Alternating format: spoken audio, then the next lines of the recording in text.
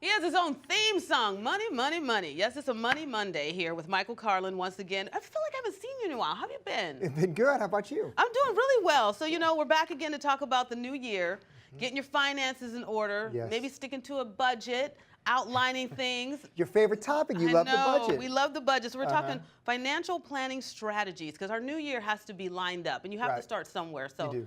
Why not just start off right now? First most important thing that I need you to do, I need you to get a sense for what your net worth is. Yeah. Whatever it is, we got to add up those assets, add up those liabilities, and then see what that difference is. Because that's going to be our starting point for which we know if we're making progress year over year, month after month, quarter after quarter. Because if you don't know where you're at, how are you going to know to where you're going to go? That's what I'm saying. And some people have like an idea, but you can't play around with this. You really have to know the numbers. You got to have the baseline. So we're going to establish that baseline. Well, you know what? I'm not mad at this. The all cash diet. I love paying cash for things, and people sometimes look at you crazy when you try to pay for cash. Are you that person paying in cash? I love to pay for cash. I don't. Okay, listen. Listen.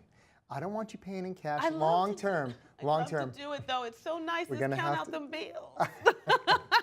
I get you. I get you. No, but what I know. What I want cash is like a nice short-term way for you to really get a sense for what's leaving your hand. Okay. Sometimes if you if you use the credit cards and you're not used to staying on top of it, keeping track of how much is going out the door, you can lose sight of how much I spend. Okay. The cash, you'd be like, listen, I'm taking this much out of the ATM, and then, oh my gosh, it only lasted how many days? Right. So it's a short-term all-cash diet. Then I want you back on credit cards for those points and to build your credit score. I need those things. So there has to be that fine balance, right? No, no more cash. Okay. You're good with cash. I'm just trying to, I'm trying to like work it out for myself. You're on a no-cash diet for 2018. All right, let's talk about a budget. You say it's 30% of your income for your lifestyle spending, which is so hard for people to stick to. Yeah.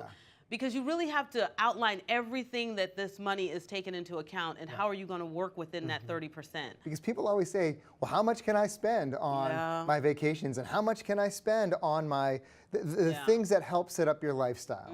So I have a percentage for you. It's 30% of your pay. And now you don't have to ask anybody because now you know. You take whatever your total pay is, multiply it by 30% and say, that's what I can afford. That's what my lifestyle budget is. See, and he's a no-nonsense kind of guy. No, Michael Carlin, he doesn't mess around. This is what I've never heard. Draft a financial vision board. I've heard of vision boards for all different types of things. A lot of girls do it to plan a wedding.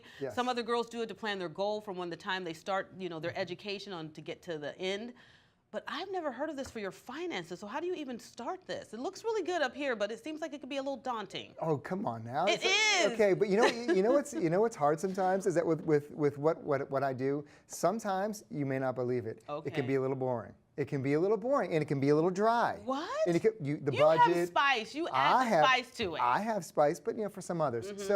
So with the vision board is you're starting to figure out what those long-term financial objectives are. Okay. And then you physically will make something that, again, a creative collage or something with the things that you want to accomplish financially. Okay. And then put that image out in front of you so that you're saying, and then you're seeing on a regular basis, say, these are the things that I want. So you focus on those things, and it helps you stay driven on that path. Find your financial things, find a good visual for it, print it, glue it, put it on the wall, and it'll give you something to another subtle way to keep you financially on track throughout the year.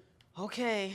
I mean, there's always projects. There's always projects. He said that was a fun one. That was Maybe you can put some flowers next to it, envision the type of car you want, the neighborhood, the people. Yes, that's what I want your vision board to be. Okay, make it fun. Perfect. Well, let's talk about bite-sized money goals. Everything is either a budget, a percentage. Now you're giving us bite-sized little morsels. We wouldn't take a big old bite and just go for it. The hard part is that some people, if they've never been on a budget before, establishing a budget can be really daunting. Right. So a bite-sized budget goal is something where you're saying, I'm going to accomplish these few things these first 3 months of the year, and just start to go small, but do start to do something. Because I think what you'll find is, by doing something and then sticking to it over a long period of time, you'll accomplish major, major objectives. We love him here on Arizona Daily Mix. He gives us the best advice.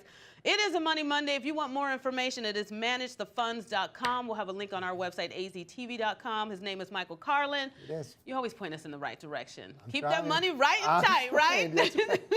Don't go anywhere. We're going to have more here on Arizona Daily Mix when we get back.